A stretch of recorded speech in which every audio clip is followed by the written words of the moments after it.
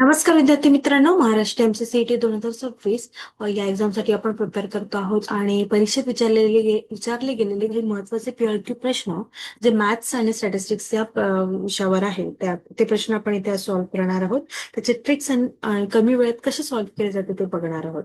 त्यामुळे हा व्हिडिओ शेवटपर्यंत नक्की बघा. नमस्कार, मी श्वेता सुधीर चंदनकर व सर्वांचे सीईटी पॅक ग्लोबल ऑनलाईन या युट्यूब चॅनलवर स्वागत करते. चला तर मग सुरुवात करू. ग्लोबल ऑनलाईन आपल्यासाठी घेऊन आले आहे महाराष्ट्र एमसीसीईटी एक्झाम 2026 यासाठीचा रेकॉर्डेड बॅच, जे त्यामध्ये तुम्हाला रेकॉर्डेड लेक्चर्स असणार आहेत, टॉपिक वाईज प्रॅक्टिस एमसीक्यूज मिळणार आहेत, फुल सिलेबस नोट्स असतील, फुल सिलेबस मॉक टेस्ट असणार आहेत, फुल सिलेबस एमसीक्यू सिरीज असणार आहे आणि सोबतच लॅपटॉप आणि वेबजी सुद्धा आहे. याची जी फीज आहे ती 2,000 रुपये आहे. आणि जर का तुम्हाला डाउनलोड करायचं असेल तर तुम्ही ग्लोबल ऑनलाईन ऍप डाउनलोड करू शकता किंवा इनरोल करायचं असेल तर तुम्ही दिलेल्या नंबरवर सुद्धा संपर्क करू शकता. चला तर मग सुरुवात करूया. A train travels 320 kilometers in a 4 hour. At the same speed, how long it will take to travel 480 kilometer?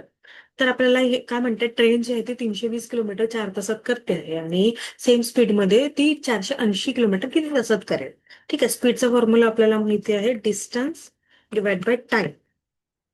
ठीक आहे, 320 डिवाइड बाय 4 तास म्हणजे 80 किलोमीटर पर आवर ती जाते. ठीक आहे, time is equal to distance divide by speed म्हणजेच 480 divided by 80 म्हणजे 6 तास जे आहे ते आपले लागणार आहे 480 किलोमीटर ट्रेन ट्रॅव्हल करायला. ठीक आहे, डिस्टन्स बाय टाइम सांगितलं अशा पद्धतीने आणि त्यानंतर आपण कॅल्क्युलेट केलं डिस्टन्स डिवाइड बाय स्पीड. समोरचा प्रश्न आहे, a rectangular length is twice its width if the width is 8 centimetre, what is the perimeter of rectangle. Width किती आहे, 8 सेंटीमीटर आहे.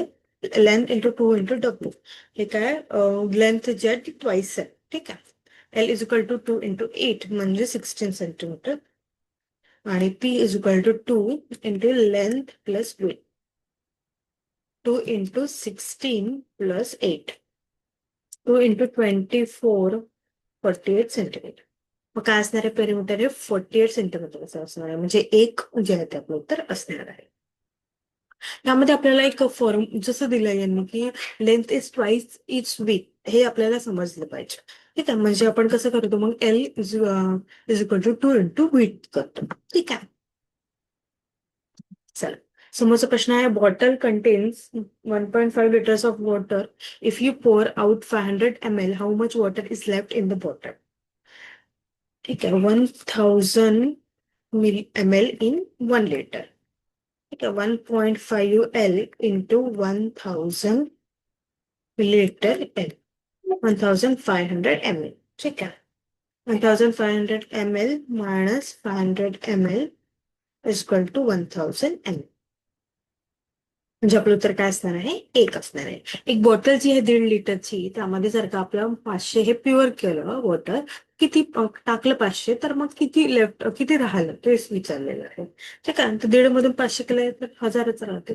ठीक आहे, समोरचा प्रश्न आहे, a rectangle has a length that is 4 times its width. If the perimeter of the rectangle is 100 centimeter, what are the length and width? Rectangle जे आहे त्याला लेंथ जी आहे ती 4 टाइम आहे विथ. जर का पेरिमीटर काढलं आपण रेक्टँगलचं तर ते 100 सेंटीमीटर असेल, तर लेंथ आणि विथ किती आहे ते आपल्याला विचारलं आहे.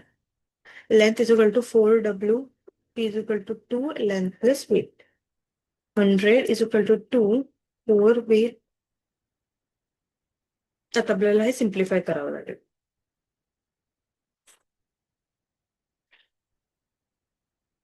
10 सेंटीमीटर म्हणजे L is equal to 4 into 10 म्हणजे किती, 40 सेंटीमीटर. हे असणार आहे 10 आणि ते असणार आहे 40, म्हणजे आपलं उत्तर असणार आहे 1. लेंथ 40 आहे, विथ 10 आहे, म्हणजे हेच असणार. ठीक आहे,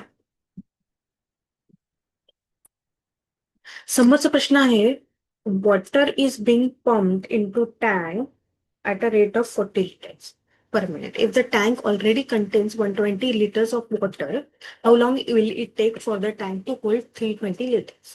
वॉटर जे आहे ते पंप केल्या टँक मध्ये 40 लिटर्स पर मिनिट आहे त्याच्यामध्ये. If the tank already contains 120 litres, जर का टँक मध्ये ऑलरेडी 120 लिटर्स असेल पाण्याची, तर किती वेळ लागेल टँक होल्ड करायला.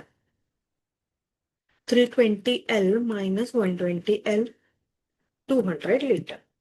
टाइम इज इक्वल टू किती आहे डेट आहे 200 लिटर 40 लिटर पर मिनिट म्हणजे 5 मिनिट. 5 मिनिटे लागणार आहे. How long it will take? It will take 5 minute for the tank to hold 320 litre. समोरचा प्रश्न आहे a book shelf has 3 shelves with an equal number of books. If 5 books are added to each shelf, the total number of books becomes 75. How many books were on each shelf initially? तर आपण 3 shelf x plus 5 is equal to 75. x plus 5 is equal to 75 by 3. x plus 5 is equal to 25. x is equal to 25 minus 5. म्हणजे x ची value किती असणार आहे 20 असणार आहे.